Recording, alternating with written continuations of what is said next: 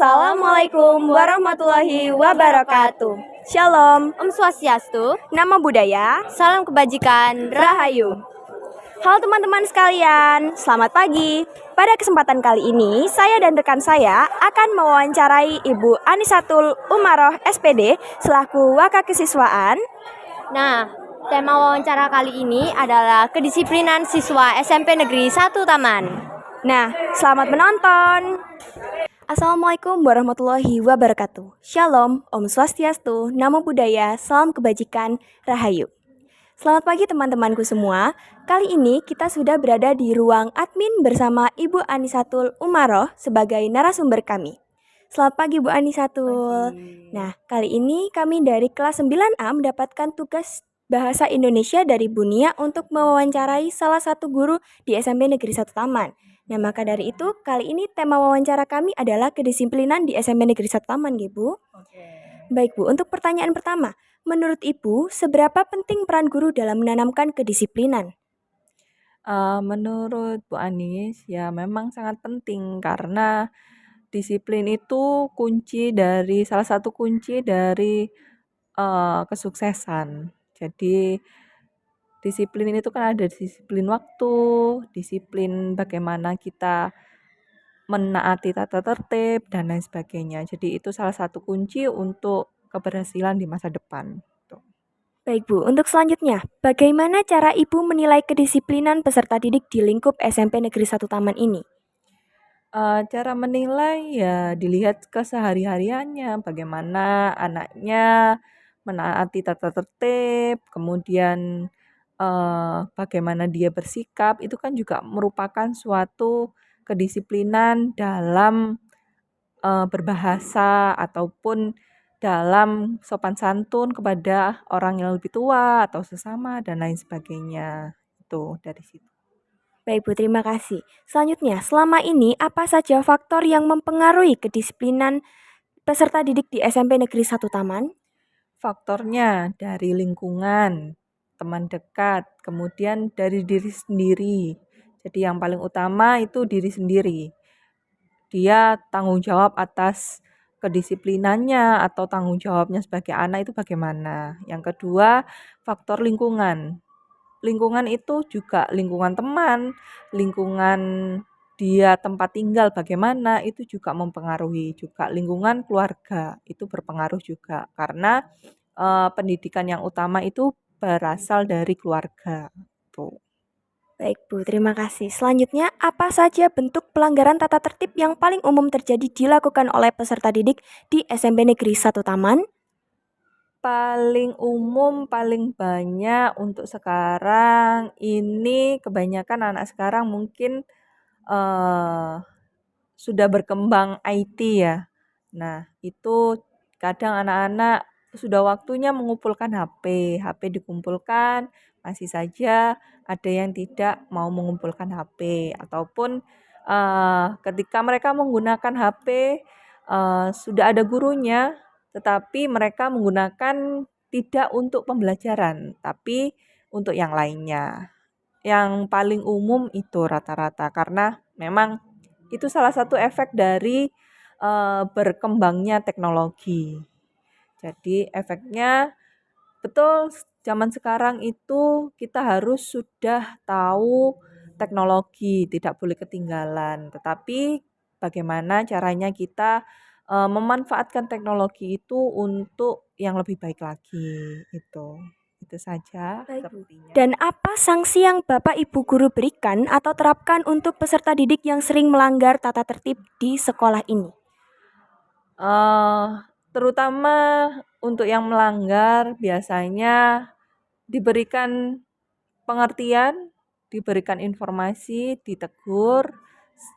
Ketika dia mengulang untuk kedua kalinya, pasti kita juga harus ada tertulis. Jadi setelah ditegur secara lisan, tapi dia mengulangi lagi, yang kedua kalinya itu menulis secara tertulis surat pernyataan, kesalahannya dia apa, kemudian harus bagaimana konsekuensinya, dibuat mereka sendiri. Itu ditandatangani orang tua, wali kelas, dan BK.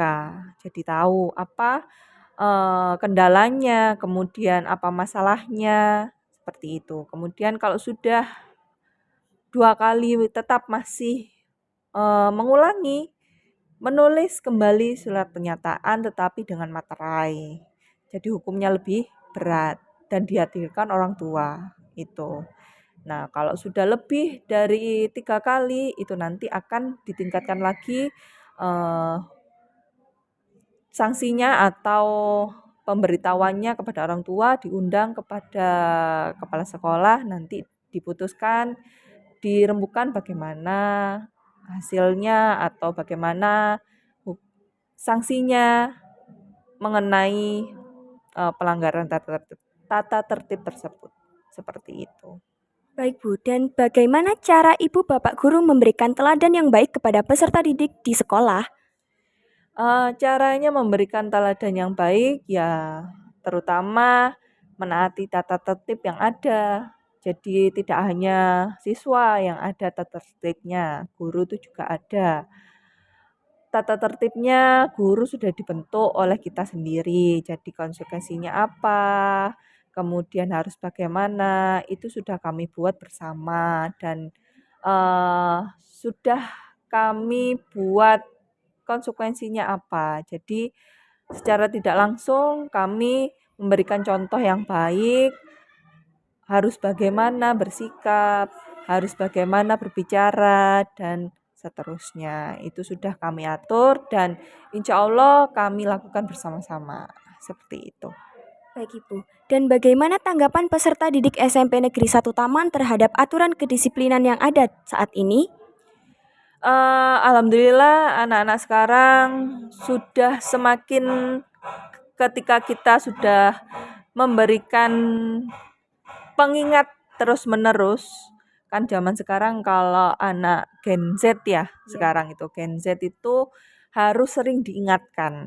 Jadi kalau kita sering mengingatkan dan sering menegur jika ada yang kurang baik dan lain sebagainya tentang tata tertib itu, insya Allah mereka juga akan dengan sendirinya menyadari bahwa oh saya itu salah dan saya harus berubah itu. Jadi intinya kuncinya sekarang di kurikulum Merdeka ini guru itu harus bersabar dan bagaimana caranya membimbing anak-anak ini dengan zamannya mereka. Jadi tidak zaman lagi harus dipukul, harus dihukum, bagaimana. Tapi dengan cara yang baru dan diajak bicara. Itu. Jadi sekarang, anak zaman sekarang seperti itu. Jadi itu mungkin. Ya. Selanjutnya, bagaimana Ibu menangani masalah disiplin secara perbedaan kondisi masing-masing, seperti yang berkebutuhan khusus di sekolah inklusif kita seperti di SMP Negeri 1 Taman ini? Iya, di SMP Negeri 1 Taman ini alhamdulillah kita punya anak khusus ya. Beberapa anak yang khusus. Perhatiannya juga harus khusus berarti. Jadi anak khusus, perhatian khusus. Jadi kalau mereka ada melanggar, misalkan terlambat ya, terlambat. Pertama kita sama mengingatkan, kedua lebih mengingatkan lagi, melakukan pendekatan harus bagaimana. Jadi istilahnya lebih ekstra lagi untuk mengingatkan secara terus-menerus. Jadi tidak hanya anak-anak yang umum itu diingatkan dan ditegur dan melakukan surat pernyataan dan lain sebagainya itu, tetapi untuk anak kebutuhan khusus ini lebih sering untuk mengingatkan dan lebih sering untuk mengulang kembali apa yang harus mereka lakukan itu. Jadi harus lebih bersabar kalau dengan anak kebutuhan khusus itu. Yang terakhir, apa harapan Ibu ke depannya untuk peserta didik di SMP Negeri 1 Taman ini? Untuk harapannya pasti tidak luput sama seperti Bapak Ibu yang lain. Semoga anak-anak kami bisa melanjutkan ke sekolah yang jenjang lebih baik lagi, lebih sukses lagi ke depannya. Dan harapan kami sebagai Bapak Ibu guru SMP Negeri 1 Taman, mereka yang sudah sukses, tidak lupa dengan gurunya dan sekolahnya. Itu harapan kami. Itu saja mungkin. Oke Bu, terima kasih banyak Bu. Nah, Bu Anisatul, mungkin cukup sekian wawancara pada kesempatan kali ini. Maaf jika saya ada salah kata atau kesalahan yang mungkin tidak saya sengaja. Akhir kata, billahi taufik wal hidayah, waridho wal inayah. Wassalamualaikum warahmatullahi wabarakatuh. Jadi, kesimpulan wawancara kami pada kesempatan kali ini adalah Kita harus mematuhi peraturan-peraturan yang dibuat oleh sekolah seperti datang tepat waktu, menggunakan atribut lengkap, dan lain sebagainya. Nah, sebagai teman kita juga harus saling mengingatkan karena untuk menaati tata tertib di sekolah kita juga masih sering lalai atau lupa. Nah, sekian dari kami, saya Angelika Putri Puspita. Dan saya akan Salvareta Herdianti. Wassalamualaikum warahmatullahi wabarakatuh.